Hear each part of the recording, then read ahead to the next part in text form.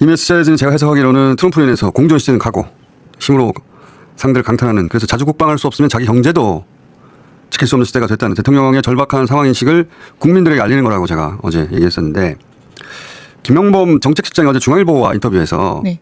미국과 물밑에서 어떤 거친 말들을 주고받는지 일부 공개했거든요. 그렇죠? 그렇습니다. 미국은 일본과 사인한 양해각서를 보내주면서 일본은 좋다고 하는데 당신들은 왜 반대하냐고 압박을 했고, 우리는 이에 밟는다고 밟아지는지 한번 보라, 밟는 발도 뚫릴 것이라고 반박했다고 합니다. 자, 밟아봐. 그래, 밟아봐. 밟히나. 공개할 수 있는 게 이 정도고, 공개한 게 이 정도면 더한 압박이 있어서 거라고 보여지는데, 근데 이제 밟을 테면 밟아봐, 이런 태도는 공무원들이 마음대로 내지를 수 있는 수준의 말이 아니에요. 더구나 미국과 협상을 하는 공무원이 미국 상대로 이런 말 못합니다.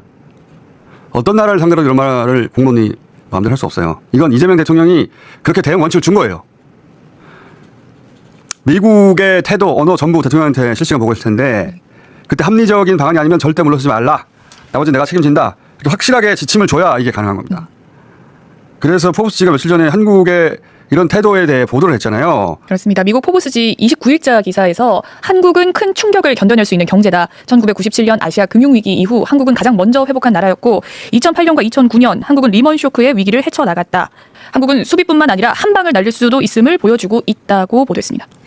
이재명 대통령의 대응이 지금 미국에 이런 반응을 끌어내는 것이고, 그래서 포브스는 이재명 대통령에 대해서도 코멘트를 하죠. 그렇습니다. 이재명 대통령은 관세 협정의 세부 사항을 두고 물러서지 않고 버티고 있다고 평했습니다. 어제 보도된 건데, 미국이 보낸 일본과의 합의 양해각서, 네. 이것도 이면 합의가 있었다고 어제 일본에서, 트럼프는 이게 이제 선불이다라고 막 주장했거든요. 그런 주장을 했는데, 그런데 이제 이로 인해서 일본에 계속 비판을 받자 일본에서 아니, 이면 합의가 있다는 걸 공개를 했어요. 자, 경제 재생상이 5,500억 달러지만 실제 현금은 1~2% 불과할 것이다. 이런 식의 이면 합의를 했다는 거예요. 네. 그런 이면 합의는 우리는 모르잖아요. 네. 근데 그걸 우리한테 들이민 거예요, 미국이. 우리한테 들이밀라고, 그리고 미국에서 그걸로 선전하려고 그런 이면 합의를 일본과 한 것 같고, 우리는 이걸 알고 이재명 대통령이 그렇게 얘기했죠. 이면 합의는 안 된다고. 일본은 이면 합의니까 하고 저걸 받아준 거고, 네. 우리는 그것도 안 된다고 버티고 있는 거예요. 그리고 그게 워낙 압박이 심하니까, 그리고 그걸 안 봐고 엮어버리니까 이재명 대통령이 밟으면 밟아지는지 한번 해보라고. 밟는 발이 뚫릴 거라고. 그러면서 국민들한테는 이 내용을 그대로 말할 수는 없으니